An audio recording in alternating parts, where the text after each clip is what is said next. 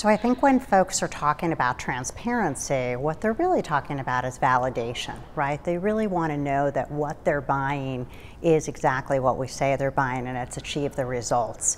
One of the things that we see with our advertisers is really trying to get to that question and really being able to understand what the validated metrics really say. You know, they're big advertisers and they're spending big budgets and they have large goals ahead of them.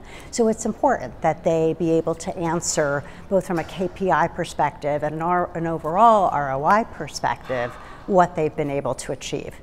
To a certain extent, for timing, it's a little bit of a non-issue, and that's because we've always been asking our advertisers, what is it that they want to achieve? What's the metric of success? So for us, it's not a change. Transparency isn't a change because we've always been transparent. We've always used our third-party and our first-party sources to be able to look at and recap, describe for an advertiser, and ultimately predict what we think they can achieve by working with us. So I always think about walled gardens. You need two things for a walled garden environment. You need a garden and you need a wall, right? And when we think about a garden, the way I always think about a garden is scaled content, right? What is bringing a consumer there and ultimately keeping a consumer there?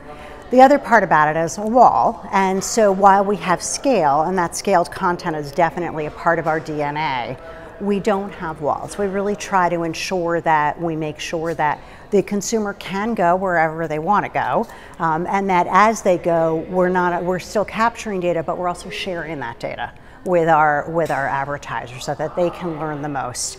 You know, Amanda Richmond from MEC says sharing is caring, and we take those words to heart, and we really do try to share as much as we can with our advertisers. When we think about it, the exchange and the DSP are sort of the constant tech player there, right? They're providing the pipes for the transaction. When you think about it, a DSP is to a certain extent a little bit more than a souped up ad server, right? We're talking about frequency, we're talking about devices, we're talking about day parting, but they're ultimately there to exist for the transaction.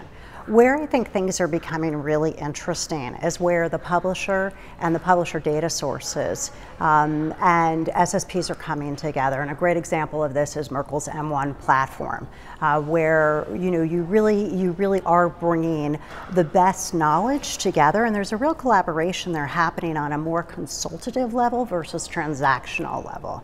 So it certainly puts more onus on the publisher to not only know their supply, but know their consumer.